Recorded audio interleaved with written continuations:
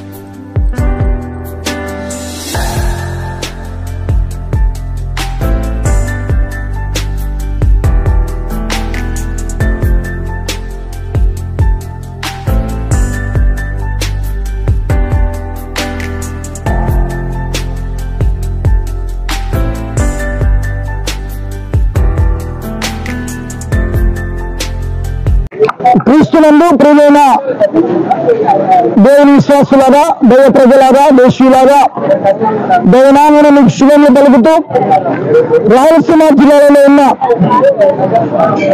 సమకాతల సదస్సు రోజు జరిగింది. రాయలసీమ జిల్లా నలుమూల నుండి వచ్చారు. ఇంచుమించు 700 మంది పైబడి వచ్చారు. వారితో పాటు పాస్టర్ల గారిని తీసుకొచ్చారు. చక్కగా ఈ కార్యక్రమం సెప్టెంబర్ 20 కాలం లక్ష్మీ ఫంక్షన్లో 9 గంటల ప్రారంభమైంది.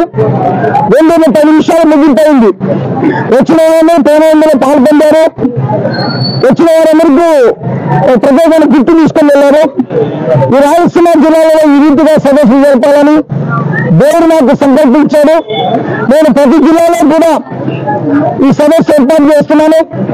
వారు నాకు సభ్యులుగా ఉంటున్నారు కనుక అన్ని జిల్లాలలో రాయలసీమ దైవ సదస్సు ఏర్పాటు చేసి మా సేవకులలో, మా సంఘాలలో, అంటే సేవకులు నిర్మాణం చేసుకునే చర్చల విషయంలో అయినా, ఆర్థికపరమైన ఇబ్బందులు ఎదుర్కొన్నప్పుడు రాష్ట్ర ప్రభుత్వం వద్దకు తీసుకెళ్లి మైనార్టీ మినిస్టర్ గారి దృష్టి తీసుకెళ్లి క్రిస్టియన్ మైనార్టీ ఫైనాన్స్ కార్పొరేషన్ ద్వారా, అదేవిధంగా మన రాష్ట్ర ప్రభుత్వం ద్వారా, మన ప్రియతమ నాయకులు ముఖ్యమంత్రి ద్వారా మా రాయలసీమ ప్రాంతంలో ఉన్న దేవస్థాపైన వారికి ఆర్థికపరమైన సహాయాలు అందించాలని, వారికి నాంది పలకడానికి, తెలియపరచడానికి ఒక నాయకుడిగా నన్ను రాయలసీమ ప్రాంతానికి 8 జిల్లాలకు రీజనల్ చైర్మన్ గా ఎన్నుకోవడం ఎంతగానో సంతోషిస్తున్నాను. వారిని నర్శిస్తున్నాను. వారికి నా హృదయపూర్వకంగా తెలియజేస్తున్నాను.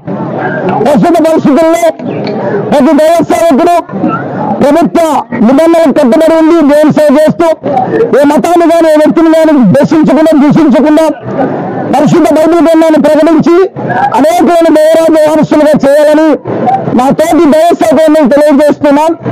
ఈ రాయలసీమ పాస్టర్ సదస్సులో మన ప్రియతమ బెన్ ఎమ్మెల్యే గారు గౌరవనీయులు దేశప్రకాశమైన గారు చక్కని సందేశాన్ని ఇచ్చారు. వారి ద్వారా కూడా ఈ అప్లికేషన్ రిలీజ్ చేయడం జరిగింది. ఇలా ఈ విన్నవారు, ఈ ప్రెస్ ద్వారా వింటున్న వారు దయచేసి సమిష్టి కలిసి దేవుని మాట్లాడదాం. మన దేశం కోసం, మన రాష్ట్రం కోసం, మన దేశ ప్రజల కోసం, అన్ని మతాల వారి కోసం, అన్ని జాతుల వారి కోసం ప్రార్థన చేద్దాం. ప్రార్థించే ప్రజలు ఉండాలని, ఎవరిని విమర్శించకూడదని, ఏ మతాన్ని కూడా కించపరచకూడదని, ప్రతి వ్యక్తిని ప్రేమించాలని, అనారోగ్యవంతుల కోసం ప్రార్థన చేయాలని, నిరుద్యోగవంతులైన వారి కోసం ప్రార్థన చేయాలని, కన్నీటి దుఃఖంతో వారిని ఓదార్చాలన్నదే యేసుక్రీస్తు వారి యొక్క మహిమగల మాటను మీరు జ్ఞాపకం చేస్తూ ఈ కార్యక్రమాన్ని జయప్రదం చేస్తున్న అందరికీ శుభాలు తెలియజేస్తూ ఉన్నాలు తెలియజేస్తూ ప్రెస్ ద్వారా మాకు సహకారం అందించిన ప్రెస్ విలేకరులకు ప్రింట్ మీడియాకి ఎలక్ట్రానిక్ మీడియాకి నా హృదయపూర్వకమైన మాటలు తెలియజేస్తాను. Thank you for all.